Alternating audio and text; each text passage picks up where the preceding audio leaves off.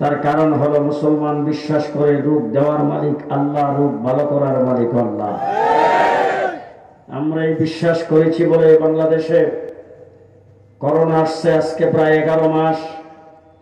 11 মাসের ভিতরে করোনায় যারা আক্রান্ত হয়েছে তাদের মধ্যে মাত্র 7,500 মারা গেছে, 4.5 লক্ষের উপরে ভালো হয়েছে।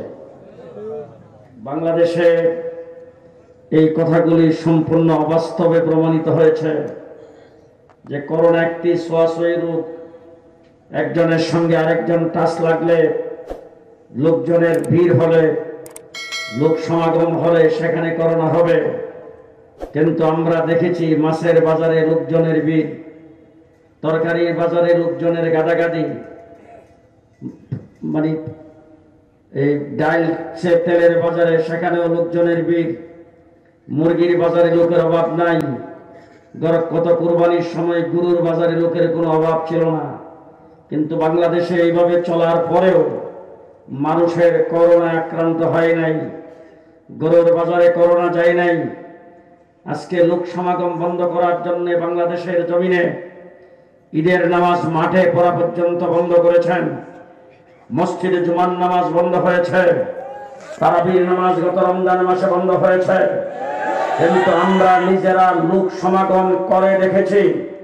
আল্লামা আহমদ শফি রহমতুল্লাহ আলাইহির ইন্তেকালের পরে ওনার জানাজায় রূপ ঘাট পর্যন্ত ব্লক করে লক্ষ লক্ষ মানুষের সমাগম।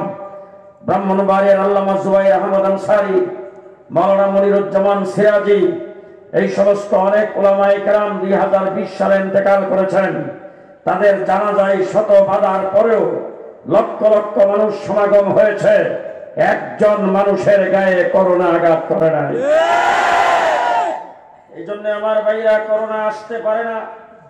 করোনা আসার জন্য যদি লোক সমাগম বন্ধ করতে চান, জনসমাবেশ যদি বন্ধ করতে চান, আমি পরিষ্কার ভাষায় বলবো করোনা আল্লাহ পাকের একটি গজব। এই গজব থেকে বাঁচার জন্য লোক সমাগম বন্ধ করার পক্ষে আমিও। তবে কোন লোক সমাগম বন্ধ করবেন? গানের মাহফিল বন্ধ করেন, নাটকের মাহফিল বন্ধ করেন, ইসলামী সম্মেলন বন্ধ করেন।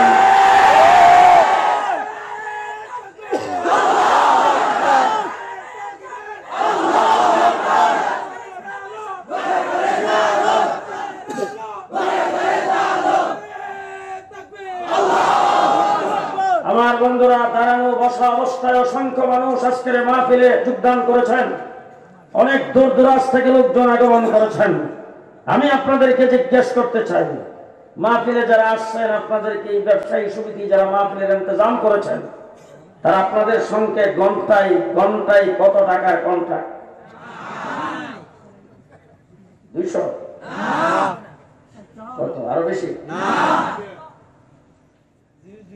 কয় টাকার কন্ট্রাক্ট? জি, গাড়ি ভাড়া দিছি মতো? হ্যাঁ, না হইলে আগামীকাল ইলেকশন, এই জন্য আইছেন? কি জন্য? রাত্রে 12টা পর্যন্ত এখানে মৌমাছির মতো বসে আছেন, একমাত্র শুধুমাত্র কেবলমাত্র আল্লাহকে রাজি করার জন্য।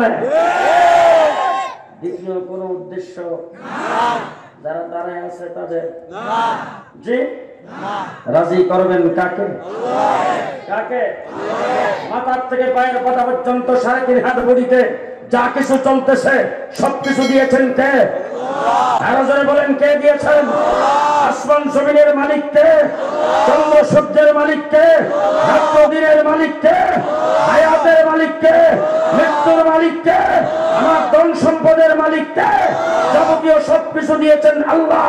সুতরাং আমার হাত পাও, আমার কান মুখ নাক চোখ যাবতীয় সবকিছু দিয়ে 24 ঘন্টায় আমাকে একমাত্র রাজি করতে হবে আল্লাহকে।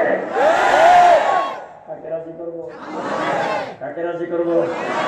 আল্লাহ পাকের রাজামন্দির বাহিরে মুমিন কোনো কাজ করতে পারে না। ঠিক না? ঠিক। রাজি করতে হবে সবসময় আল্লাহকে। তার কারণ হলো আমাকে চোখ দিয়েছেন আল্লাহ। সুতরাং চোখ দিয়ে যদি আমি কোথাও দেখি তাহলে এমন জিনিসটাই আমাকে দেখতে হবে, যেই জিনিসটা দেখলে আল্লাহ রাজি হয়। এমন জিনিস চোখ দিয়ে দেখা যাবে না যেটা দেখলে আল্লাহ নারাজ হয়। আমার মুখ দিয়েছেন আল্লাহ, মুখ দিয়ে আমি কথা বলবো, এমন কথা বলা যাবে না যেই কথাটা বললে আল্লাহ নারাজ হয়। এমন কথা বলতে হবে যেই কথা বললে আল্লাহ রাজি হয়। আমার মুখ দিয়েছেন আল্লাহ, সেই মুখ দিয়ে আমি খাবার খাবো, হারাম খাদ্য গ্রহণ করা যাবে না। যেটা খাইলে আল্লাহ নারাজ হয় এমন খাদ্য গ্রহণ করতে হবে, যেটা খাইলে আল্লাহ রাজি হয়। আমার কান দিয়েছেন আল্লাহ, কান দিয়ে আমি শুনবো, এমন কিছু শোনা যাবে না যেটা শুনলে আল্লাহ নারাজ হয়। এমন কথা শুনতে হবে যেটা শুনলে আল্লাহ রাজি হয়। আমার পাও দিয়েছেন আল্লাহ, পাও দিয়ে আমি চলবো, তবে চলে এমন জায়গায় যাওয়া যাবে না যেই জায়গায় গেলে আল্লাহ নারাজ হয়। এমন জায়গায় যাইতে হবে যেখানে গেলে আল্লাহ রাজি হয়। হাত দিয়েছেন আল্লাহ, এই হাত আমি নাড়াচাড়া করব, হাত দিয়ে আমি কোনো কিছু ধরবো, এমন কিছুকে ধরা যাবে না যেটা ধরলে আল্লাহ নারাজ হয়। এমন তাকে ধরতে হবে যেটা ধরলে আল্লাহ রাজি হয়। আমি হাত যেখানে সেখানে নাড়াচাড়া দিতে পারবো না, এমন হাত নাড়া দেওয়া যাবে না যেইটা হাত নাড়া দিলে আল্লাহ নারাজ হয়। এমন জায়গায় নাড়া দিতে হবে যেই জায়গায় নাড়া দিলে আল্লাহ রাজি হয়। আমার ভাইরা ব্রেন দিয়েছেন আল্লাহ, ব্রেন দিয়ে আমি চিন্তা ভাবনা করব, এমন চিন্তা করা যাবে না যেই চিন্তা করলে আমার আল্লাহ নারাজ হয়। এমন চিন্তা করতে হবে যেটা করলে আল্লাহ রাজি হয়। আমার ধন সম্পদ দিয়েছেন কে? আল্লাহ। সুতরাং ধন সম্পদ দিয়ে আমি এমন কাজ করা যাবে না যেই কাজ করলে আল্লাহ নারাজ হয়। এমন কাজ করতে হবে যেটা করলে আল্লাহ রাজি হয়। সর্ব অবস্থায় রাজি রাখতে হবে কাকে? কাকে? কাকে? হযরত আদম আলাইহিস সালাতু ওয়াস সালাম 350 বছর পর্যন্ত চোখের পানি ফেলায় কাঁদছেন আল্লাহ পাককে রাজি এবং খুশি করার জন্য। হযরত ইয়াকুব আলাইহিস সালাম 40 বছর পর্যন্ত কাঁদছেন আল্লাহকে রাজি খুশি করার জন্য। হযরত নূহ আলাইহিস সালাম কিস্তিতে উঠছেন আল্লাহকে রাজি খুশি করার জন্য। ছেলের মায়া মহব্বত বাদ দিয়েছেন আল্লাহকে রাজি খুশি করার জন্য। ইউনূস আলাইহিস সালাম মাছের পেটে গেছেন আল্লাহকে রাজি খুশি করার জন্য। ইউসুফ আলাইহিস সালাম কুয়াতে গেছেন আল্লাহকে রাজি খুশি করার জন্য। নমরুদের আগুনে ইব্রাহিম আলাইহিস সালাম গেছেন আল্লাহকে রাজি খুশি করার জন্য। হযরত ইব্রাহিম আলাইহিস সালাম মাল সম্পদ মেহমানদারি করে বের করে দিয়েছেন আল্লাহকে রাজি খুশি করার জন্য। ইব্রাহিম আলাইহিস সালাম নিজের কলিজার টুকরা সন্তানকে ছুরির নিচে রেখে জবাই করে দিতে চেয়েছেন আল্লাহকে রাজি খুশি করার জন্য। হযরত ইসমাঈল ছুরির নিচে জবাই হতে গেছেন আল্লাহকে রাজি খুশি করার জন্য। হযরত মূসা আলাইহিস সালাতু ওয়াস সালাম কুহে তুরে আল্লাহর সঙ্গে কথা বলেছেন আল্লাহকে রাজি খুশি করার জন্য। ফেরাউনের মোকাবেলা করেছেন আল্লাহকে রাজি খুশি করার জন্য। আমার ভাইরা, আমার নবী মুহাম্মদুর রাসূলুল্লাহ সাল্লাল্লাহু আলাইহি ওয়াসাল্লাম তাইফের জমিনে পাথরের বৃষ্টির মতো আঘাত খেয়েছেন একমাত্র আল্লাহ পাকের রেজামন্দির উদ্দেশ্যে।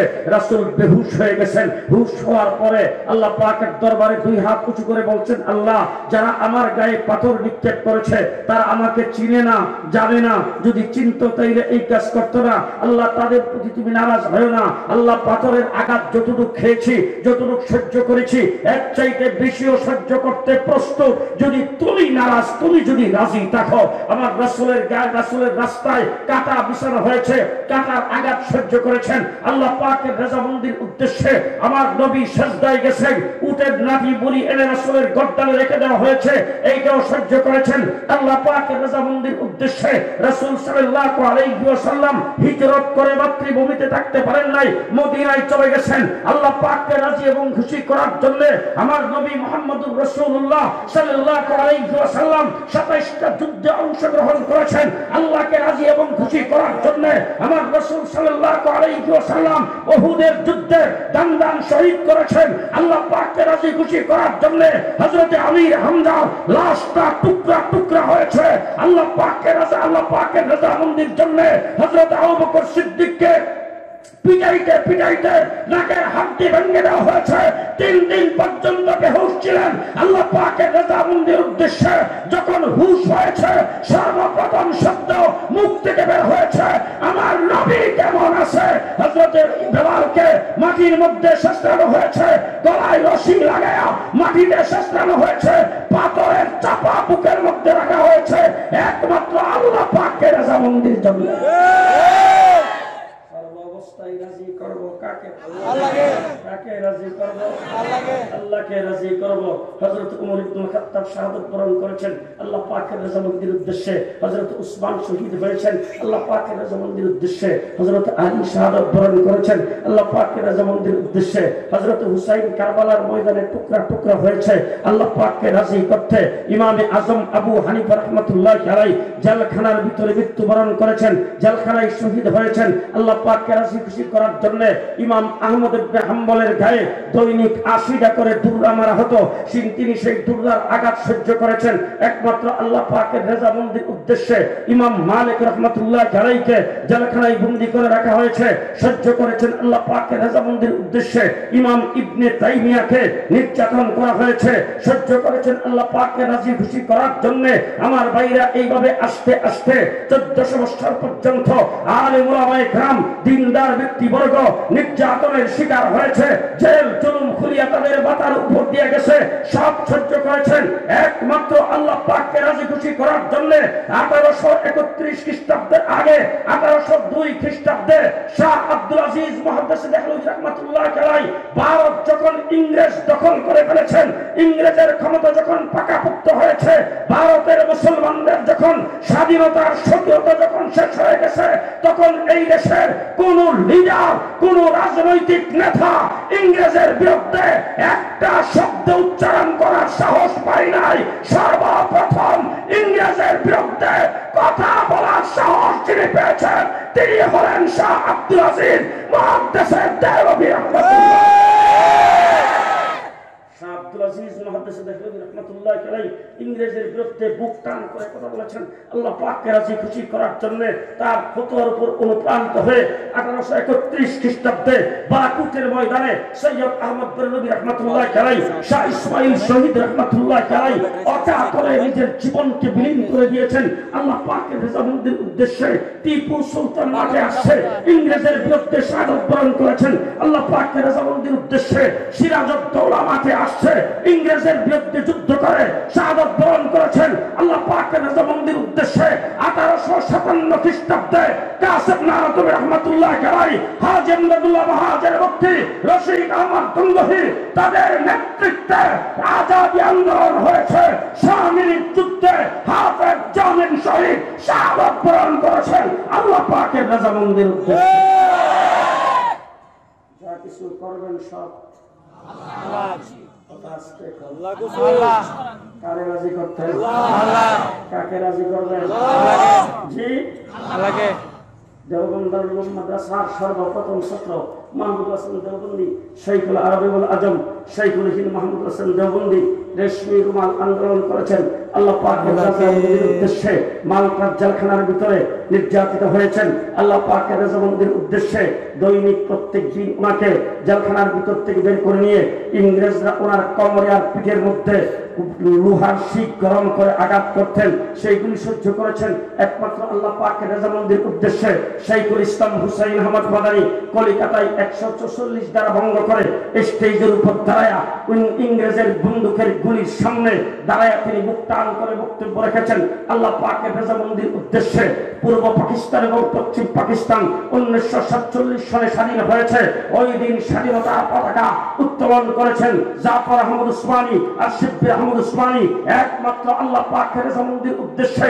বাংলাদেশ যখন পূর্ব পাকিস্তান ছিল তখন আইয়ুব খানের শাসনামলে সামরিক শাসনের ভিতরে আইয়ুব খানের ফ্যামিলি প্ল্যানিং আইনের বিরুদ্ধে আল্লামা শামসুল হক ফরিদপুরি গর্জন দিয়েছেন আল্লাহ পাকের রেজামন্দির উদ্দেশ্যে। বাংলাদেশ স্বাধীন হওয়ার পরে দাউদ হায়দার ইসলামের বিরুদ্ধে কথা বলেছেন, গর্জন দিয়েছেন হাফিজ হুজুর আল্লাহ পাকের রেজামন্দির উদ্দেশ্যে। হাইকোর্ট থেকে 2 জন বিচারপতি ফতোয়ার বিরুদ্ধে রায় দিয়েছেন, তাদের বিরুদ্ধে গর্জন দিয়েছেন মুফতি ফজলুল হক আমিনী আল্লাহ পাকের রেজামন্দির উদ্দেশ্যে। বাবরি মসজিদ ভাঙার পরে শাইখুল হাদিসের নেতৃত্বে লং মার্চ হয়েছে আল্লাহ পাকের রেজামন্দির উদ্দেশ্যে। লতিফ সিদ্দিকী ইসলামের বিরুদ্ধে কথা বলেছেন। নূর হোসেন কাসেমের নেতৃত্বে উলামায়ে কেরাম মাঠে নেমেছেন আল্লাহ পাকের রেজামন্দির উদ্দেশ্যে। শাহবাগের নাস্তিক আর মুক্তাদা ইসলাম আর ইসলামের নবীর বিরুদ্ধে যখন কটূক্তি করেছে, মাঠে শাপলা চত্বরকে রক্তে রঞ্জিত করেছে আল্লাহ পাকের রেজামন্দির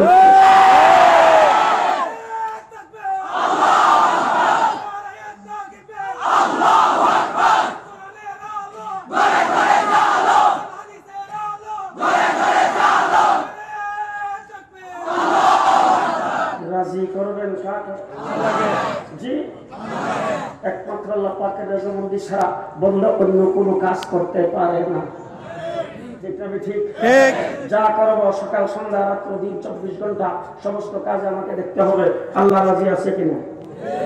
যদি কোনো কাজে আল্লাহ নারাজ হয় সেই কাজ মুমিন করতে যদি কোন মুমিন করতে মুমিনের দ্বারা সেই কাজ করা যাবে না। ঠিক না ঠিক?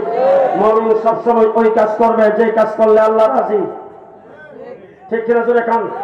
মুমিনের 24 ঘন্টা সমস্ত কাজ হবে আল্লাহ পাকের রেজামন্দিতে। ঠিক কিনা? এই জন্য আল্লাহ পাক কোরআন শরীফের ভিতরে বলেছেন, কুল ইন কুনতুম তুহিব্বুনাল্লাহ, ও হাবিব ও মাহবুব আপনি জানিয়ে দেন, আপনি বলে দেন যে সমস্ত মানুষেরা আমাকে রাজি করতে চায়, আমার সঙ্গে লাইন লাগাইতে চায়, আমাকে মহব্বত করতে চায়, আমার সঙ্গে সম্পর্ক কায়েম করতে চায়, আমার সঙ্গে ভালোবাসার সৃষ্টি করতে চায়, ওই সমস্ত ব্যক্তিদেরকে বলে দেন আর তারা যদি আমাকে রাজি করতে চায় তাইলে তাদের দৈনন্দিন 24 ঘন্টার সমস্ত কাজকর্ম ফাত্তাবিউনি আপনার ইত্তেবা করে যেন হয়। আল্লাহকে রাজি করতে চাবেন, আল্লাহকে সন্তুষ্ট করতে চাবেন, আল্লাহকে ভালোবাসতে চাবেন, আল্লাহর সঙ্গে ভালোবাসা সৃষ্টি করতে চাবেন, তাইলে আমার 24 ঘন্টার সমস্ত কাজকর্ম রাসূলুল্লাহ সাল্লাল্লাহু আলাইহি ওয়াসাল্লামের ইত্তেবার ভিত্তিতে হইতে হবে। তার কারণ হলো নামাজের হুকুম করেছেন আল্লাহ।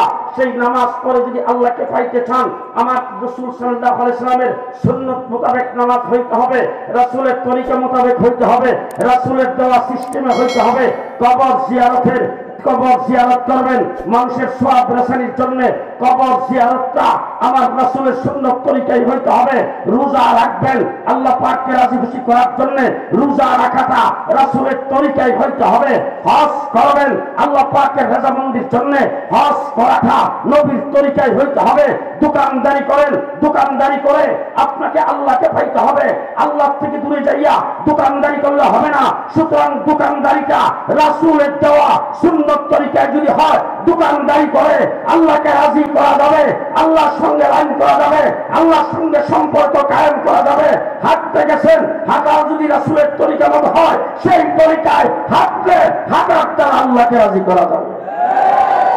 সমস্ত কাজ 24 ঘন্টা সব কাজ যদি রাসূলের তরিকায় করি, রাসূলের সুন্নাত মোতাবেক করি, রাজি হবে কে? আল্লাহ পাককে রাজি করতে চাইলে মুহাম্মদুর রাসূলুল্লাহ সাল্লাল্লাহু আলাইহি ওয়াসাল্লামের দেওয়া সিস্টেমে 24 ঘন্টা সকল কাজ করলে আমার আল্লাহ বলেন আমি রাজি। আমার দৈনন্দিনের কাজকর্ম রাসূলের দেওয়া তরিকায়, রাসূলের দেওয়া তরিকায়। ঠিক না ঠিক? দোকানদারি করব নবীর তরিকায়, আমি গোসল করব নবীর তরিকায়, খানা খাবো নবীর তরিকায়, পানি পান করব নবীর তরিকায়, জামা কাপড় পরবো নবীর তরিকায়, মাথার চুল কাটবো নবীর তরিকায়, হাতে পায়ের নখ কাটবো নবীর তরিকায়, আমার কথাবার্তা বলবো নবীর তরিকায়, আমার জবান ব্যবহার করব নবীর তরিকায়, আমি খানা খাবো হালাল খানা নবীর তরিকায়, যাবতীয় সবকিছু আমি যদি নবীর তরিকায় করি আমার আল্লাহ পাক বলেন ও বান্দা ভালো করে শোনো, ইউহিব্বুকুমুল্লাহ ইউহিব্বুকুমুল্লাহ ইউহিব্বুকুমুল্লাহ। তুমি আমার সঙ্গে লাইন লাগাইবার জন্য কোথায় যাইবা? রাঙ্গুনিয়ার থেকে চট্টগ্রাম, নাহলে রাঙ্গুনিয়ার থেকে হাটাজারি, আন্দামানি যাইবা মক্কা শরীফ, কোথায় যাই আমার সাথে লাইন লাগাইবা? তুমি দেখ বিদিক হয়ে ঘুরবা, ঘোরার দরকার নাই। আমার হাবিবের তরিকা মতো যদি তোমার 24 ঘন্টা কাজ হয়, আমার হাবিবের ইত্তেবা যদি ভালো করে করতে পারো, আমি আল্লাহ তোমার সাথে লাইন লাগাবো। আমি আল্লাহ তোমার সাথে, তুমি কোথায় আছো, কোনখানে আছো, সেখানে যাই আমি আল্লাহ তোমার সাথে লাইন লাগাবো। আর আমি আল্লাহ যদি তোমার সাথে লাইন লাগাইবার মতো অবস্থা হয়ে যায়, আমি আল্লাহর সঙ্গে যদি তোমার তাল্লুক আর সম্পর্ক হয়ে যায়, আমি যদি তোমার হয়ে যায়, তাইলে বান্দা ভালো করে জেনে রাখো, তোমার হাত হবে আমার হাত, তোমার মুখ হবে আমার মুখ। আমার হাত তোমার মুখ আমার মুখ। হযরত ওমর ইবনে খাত্তাব খলিফাতুল মুসলিমিন আমিরুল মুমিনিন মদিনাতে দাঁড়িয়ে আছেন রাস্তায়, হঠাৎ করে ভূমিকম্প আসছে, মাটি যখন কাঁপছে, ওমর ইবনে খাত্তাবের হাতের লাঠি দিয়া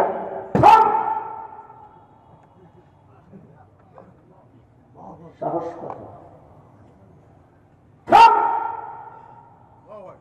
যেই কইছে থাম, সাথে সাথে মাটি ভেঙে গেছে।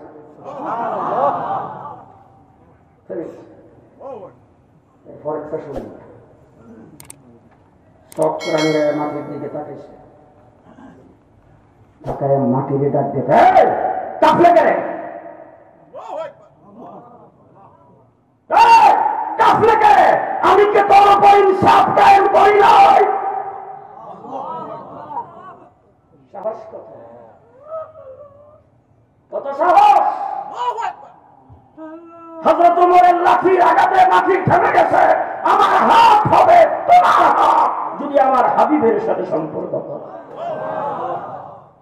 হযরত ওমর ইবনে খাত্তাব মসজিদে নববীতে মিম্বরে উঠছেন খুতবা দেওয়ার জন্য, সারিয়া বাহিনী যুদ্ধ করে তাদেরকে খুতবার মধ্যখান দিয়ে ডাইরেকশন দিয়েছেন।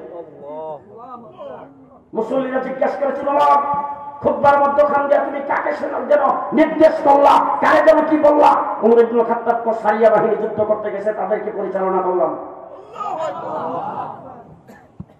মুসল্লিরা বলতেছেন, মোবাইল বোধ হয় এয়ারটেল ব্যবহার করছিল না, গ্রামে মোবাইল আবিষ্কারই হয়নি। তাহলে তোমার আওয়াজ ওই পর্যন্ত কিভাবে বসলো, কেমনে জানলো, ওরা কিভাবে শুনলো? ওমর ইবনে খাত্তাব আমার সঙ্গে জিজ্ঞাসা করে লাভ নাই, চেঁচামেচি করে লাভ নাই, তারা আসলে তাদেরকে জিজ্ঞাসা। আমাদের লোকজন এখন সবসময় সারিয়া বাহিনী কোন সময় আসবে সেটার অপেক্ষায় আছে। হঠাৎ করে দেখে লোকজন আসতেছে, মরুভূমির উপর দিয়ে দেখা যায় সব জায়গায় বাহিরে দাঁড়াইছে, দাঁড়ায় সবাইকে রাস্তা প্রতিরোধ করে তারপর ব্রিকেট দিয়ে খারিয়া কর। বউ বাচ্চার কাছে যাওয়ার আগে একটা প্রশ্নের উত্তর দাও। বলে কি প্রশ্ন? ওমর ইবনে খাত্তাব শুক্রবার জুমার নামাজের খুতবা দিতে উঠা তোমাদেরকে ডাইরেকশন দিয়েছিল, তোমরা শুনছিল কিনা? বলে তোমরা আগের কাতারে থেকে যেই শব্দে যেই আওয়াজে শুনছো, আমরা প্রায় 1500 মাইল দূর থেকে এইভাবে শুনছি। তোমার মুখ হবে আমার মুখ, তোমার জবান হবে আমার জবান।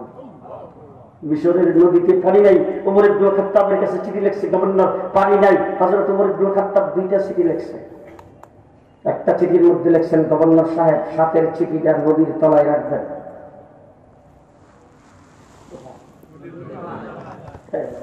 কথা শুনবে, নদীর পানি কথা শুনবে। নদীর কাছে যে চিঠি লিখছে, সেই চিঠির মধ্যে ওমর ইবনে খাত্তাব লিখেছেন, এই নদী, তুমি যদি আল্লাহর হুকুমে জারি হয়ে থাকো, আমার চিঠি পাওয়া মাত্র যেন তোমার মধ্যে পানি আসে। আর যদি আল্লাহর হুকুম ছাড়া জারি হয়ে থাকো, তাহলে তোমার মতো পানি আমার দরকার নেই। বাস চিঠি নিয়ে নদীর তলায় রাখতে দিলি 12 ফিট। জোরে সুবহানাল্লাহ বলে দোকানদার করে শুরু দেব আস্তে করে। 12 ফিট আজ পর্যন্ত নীল নদীতে জোয়ার ভাটা হয়, 12 ফিটের নিচে পানি নামে না। তোমার হাত আমার হাত, তোমার মুখ আমার মুখ।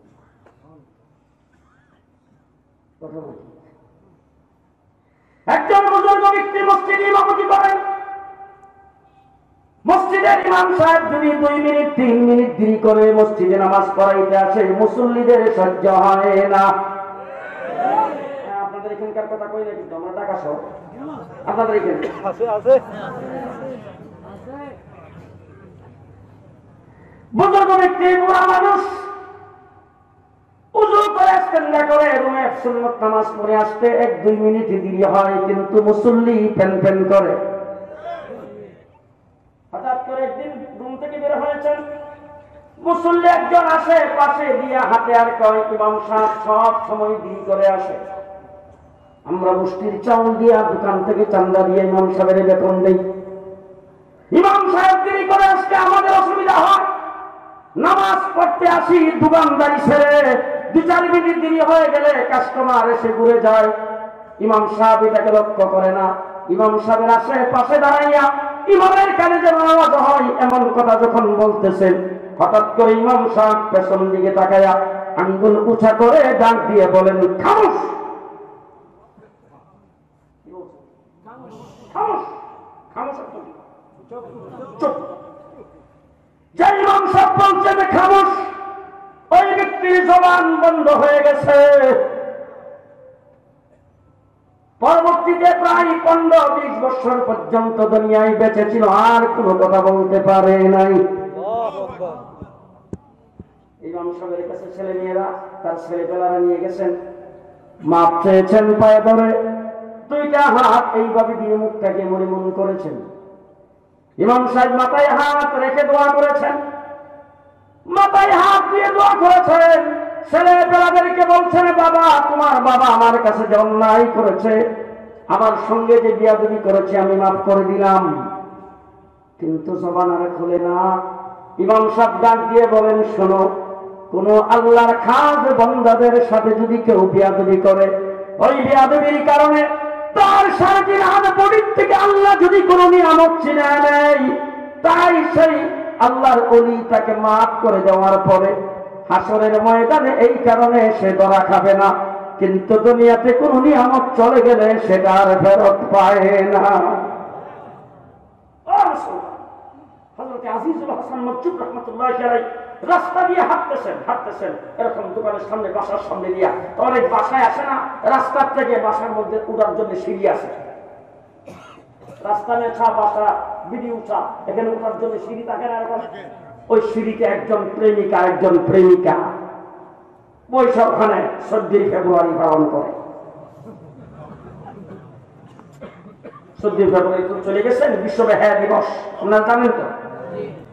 যাই হোক, তুই এরকম বেলেল্লাপনা করতেছেন। আজিজুল হাসান মকজুব রহমতুল্লাহ আলাইহি বহুত বড় আল্লাহওয়ালা, হযরত আলবী রহমতুল্লাহ আলাইহি আদাল্লে খলিফা, তিনি রাস্তা দিয়ে যাইতেছেন আর আল্লাহ আল্লাহ এরকম জিকির করতেছেন। ওই জিকিরের ভিতরে রাস্তার মধ্যে ছিল ট্যাক কাদার মধ্যে পাউডার পড়ছে, আর ওখান থেকে সিঁড়ে উঠা প্রেমিকার গালের মধ্যে যখন যাই ট্যাক কাদার সিঁড়া লাগছে, প্রেমিকের হুঁশ আছে? এবার যখন তাকায় দেখছে বুড়া মানুষ রাস্তা দিয়ে হাঁটতেছেন আর ট্যাক কাদার মধ্যে পাড়া বসছে আর সিঁড়ে আইসা পড়ছে, তার হাঁটার কারণে যাইয়া ধাক্কা দিয়া আজিজুল হাসান মকজুবকে হয়ে গেছে। হালায় দিয়া আইসা রুমাল দিয়া প্রেমিকা মুখ মুস্তাসার দেখলা, কি ভালোবাসি তোমার, কি এর বয়স্কর, কি এর বুড়া, কি এর দাড়িওয়ালা, তোমার মুখের মধ্যে ফেট কাদা মারছে, দিশি ধাক্কা দিয়ে হয়। এই কথা কইয়া সিঁড়ি দিয়ে উপর দিকে উঠতে গেছে, ফসদ খাইয়া পইয়া প্রেমিক জায়গায় শেষ। লোকজন সবাই তখন বলাবলি করতেছে, ওই যে বুড়া, এই বুড়া মানুষটা এই কোন মন্ত্রের দ্বারা এই লোকটাকে এমন ভাবে মেরে ফেললো। সবাই যায় আজিজুল হাসান মকজুবকে ধরছে, দইরা বলতেছেন, হুজুর এমন ভাবে আপনি মন্ত্র দিয়েছেন, যেই মন্ত্রের কারণে আপনি বান বেড়েছেন, যেই বানের কারণে ছেলেটা মারা গেছে। হুজুর বলেন, আমি তো কিছুই বলি নাই। বলে না, নিশ্চয়ই বলছেন। এবার যখন ওনাকে শক্তভাবে ধরেছেন, উনি বলে, শোনো, দুইজন প্রেমিক প্রেমিকা এখানে বসে বেলেল্লাপনা করে, আমি রাস্তা দিয়ে হাঁটতেছি, আমি বলতে পারি না, আমার পায়ের আঘাতে সামান্য পেট কাদার সিটা দাইয়া যখন প্রেমিকার মুখের মধ্যে লাগছে, প্রেমিক দেখা মাত্র সহ্য হয় নাই, আমাকে আইসা ধাক্কা দিয়ে ফেলে দিয়েছেন। তবে জেনে রাখো, আমি জমিনের উপরে হাঁটি, কিন্তু আমি হইলাম একজনের প্রেমিকা, আমার প্রেমিকও আসমানে থাকে। আমি একজনের প্রেমিকা, আমার প্রেমিক থাকে আসমানে। আমার প্রেমিক থাকে আসমানে। তুমি তোমার প্রেমিকার গালের মধ্যে কাদার আঘাত লাগার কারণে তোমার জীবন সহ্য হয় নাই, আমাকে যখন ধাক্কা দিয়ে ফেলে দিয়েছ, আমার প্রেমিকও আসমান থেকে সহ্য করে না।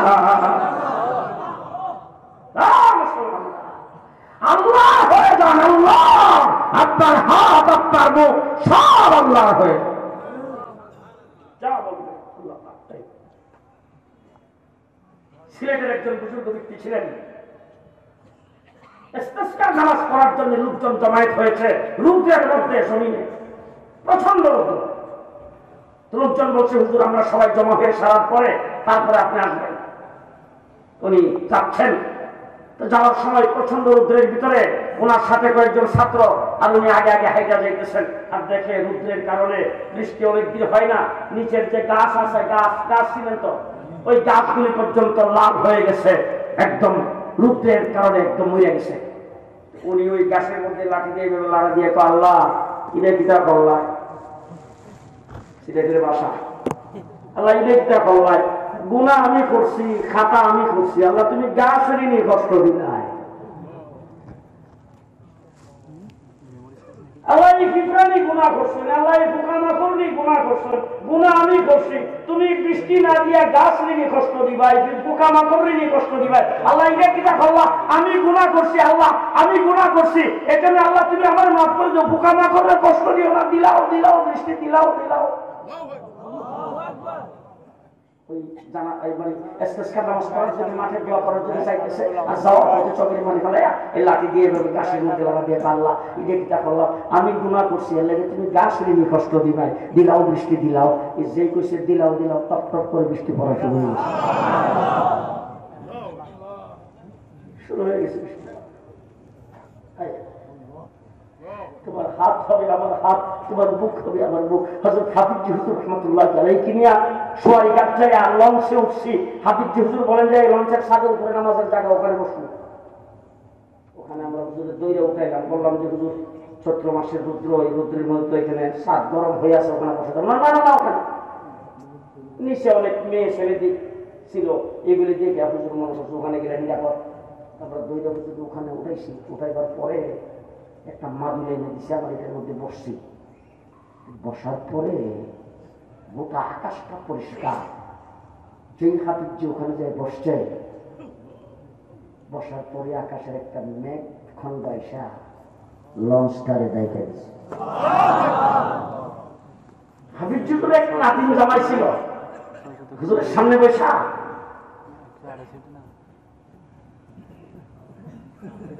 বারবার খেলতে। হাফিজ হুজুর দমকে, কি দেখো কোন না, ওই যে একটা মেঘাই সামনে ছায়া দিছিল, লঞ্চটা ছাড়লো যে ছায়াটা থাকতো না, এটা চিন্তা করতেছে। কথা বুঝলেন না? লঞ্চটা ছায়া দিলে যে ছায়াটা আমাদের কাছে থাকবে না, এটা চিন্তা করতেছে।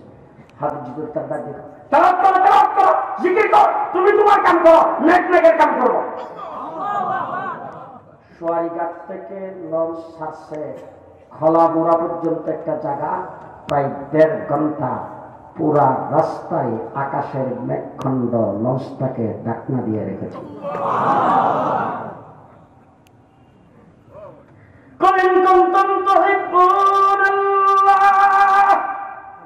লাইন লাগাইবেন কার সাথে? সম্পর্ক কায়েম করবেন কার সাথে?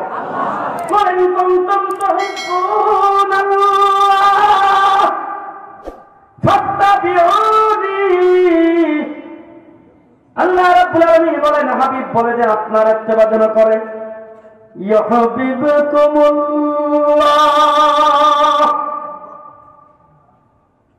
আরে আল্লাহ পাকের সঙ্গে তুমি লাইন লাগাইবা, হাবিবের ইত্তেবা করো, ইউহিব্বুকুমুল্লাহ, আল্লাহ তোমার সাথে লাইন লাগাবে। তুমি যা বলবা তাই হবে। যেমনি লাইন লাগাইবেন কার সাথে? কার সাথে? আল্লাহর সাথে লাইন লাগাইতে যাইয়া যদি নেতা নারাজ হয়, দেখি এখন কে কি বলে, নেতা যদি নারাজ হয়, সবাই চিন্তা করতেছে আমার পাশের লোক তো একটা বিএনপি করে, আমি বিএনপি করি না, আমি যদি করি এজেন্ট এবার কি মনে করে।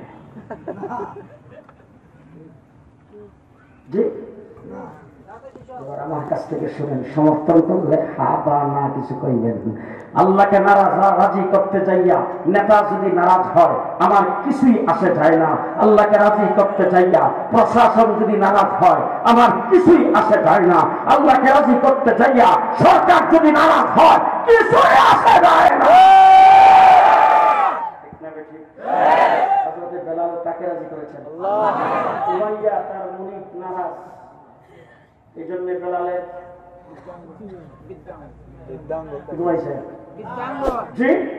বেলালের কিছুই আসে যায় না।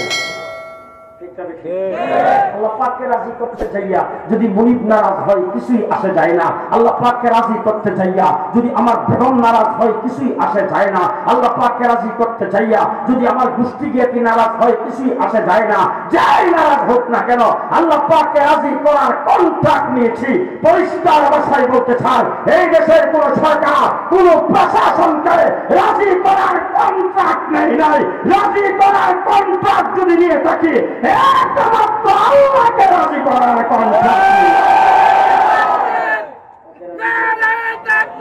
আল্লাহু আকবার। উলামায়ে হক্কানি জিন্দাবাদ, জিন্দাবাদ। উলামায়ে রব্বানি জিন্দাবাদ, জিন্দাবাদ। হ্যাঁ মুসলমান, রাজি করবো কাকে?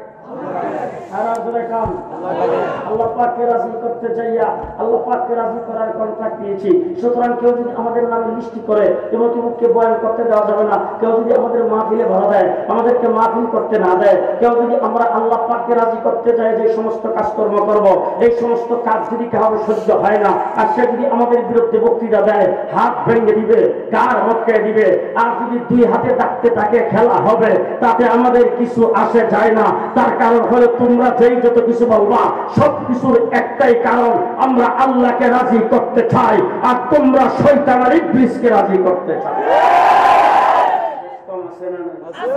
তোমরা রাজি করতে চাই কাকে?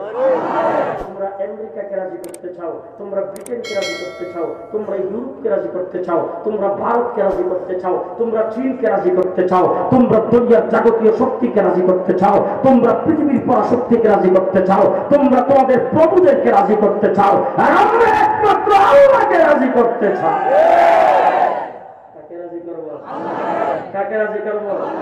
আল্লাহ পাককে রাজি করবো। আল্লাহ পাককে রাজি করতে যাই যদি আমার গর্দান কাটাইতে হয়, আমি সেটাও কাটাইতে প্রস্তুত। আল্লাহকে রাজি করতে যাই যদি আমার জেল জুলুম হুরিয়া বুক করা লাগে, আমি সেটাও করতে প্রস্তুত। আল্লাহকে রাজি করতে যাই যদি আমার জীবন দিতে হয়, আমি সেটাও দিতে প্রস্তুত। কাকে রাজি আছে?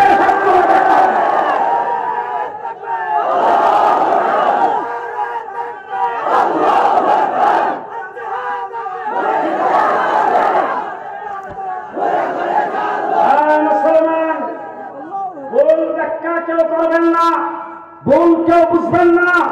আমরা এই দেশের ওলামায়ে কেরাম যারা মাদ্রাসায় লেখাপড়া করেছি, আপনাদের এখানকার ইউসিয়া মাদ্রাসা, রাঙ্গুনিয়া মাদ্রাসা, হাটাগাড়ি মাদ্রাসা, পটিয়া মাদ্রাসা, সুরতবহর মাদ্রাসা, বাংলাদেশের সকল কওমি মাদ্রাসা, এই দেশের ওলামায়ে কেরাম দ্বীন ইসলামের পাহারাদার, দ্বীন ইসলামের বর্ডার গার্ড। আমরা দ্বীন ইসলামের পাহারাদারি করি। আমরা বন্দাকে আল্লাহর সাথে মিলিয়ে দেওয়ার কাজ করি। বন্দাকে শয়তানের সাথে সম্পর্ক কাটাপ করে, দুনিয়ার যাবতীয় সবকিছু থেকে সম্পর্ক কাটাপ করে আল্লাহর সাথে মিলিয়ে দেয়। এই জন্য যারা আল্লাহর সাথে মিলে যায় তাদের দ্বারা অকারেজ করতে পারে না, তাদের দ্বারা খারাপই হইতে পারে না। মানুষ যখন জেলখানায় যায়, সেখানে যে আল্লাহর সাথে মিলার কোন প্রকার রাস্তা নাই, ওই জায়গার মধ্যে যাইয়া, জেলে যাইয়া মানুষ আরো চুরি দাঁড়ি রাহাজারি করার ট্রেনিং প্রাপ্ত হয়ে আসে। জেলে যদি কোনো চুর যায়, তারপরে সে টাকায় খুঁজে সেখান থেকে বের হয়। আর আমাদের আলেম উলামায়ে কেরামের সাথে যারা সম্পর্ক কায়েম করে, তার বিজ্জমাতে যারা গাঁটটি লয়ে যায়, গাঁটটি লয়ে 40 দিন থেকে আসলে আলেম উলামায়ে কেরামের সাথে সম্পর্ক কায়েম যাদের হবে, তাদের মুখে দাঁড়িয়ে আসে, সুন্নতি লেবাস আসে। 6 মাস গেলে রাস্তা দিয়ে হাঁটলে মনে হয় যে মাদ্রাসার প্রিন্সিপাল যাচ্ছে। নৈতিক চরিত্র সংশোধনের আসল হেডকোয়ার্টার হলো কওমি মাদ্রাসা। আলেম উলামায়ে কেরাম, আলেম উলামায়ে কেরাম মানুষের চরিত্র গঠন করে। আর পরিষ্কার ভাষায় বলতে চাই, তোমরা যারা আলেম উলামায়ে কেরামকে পছন্দ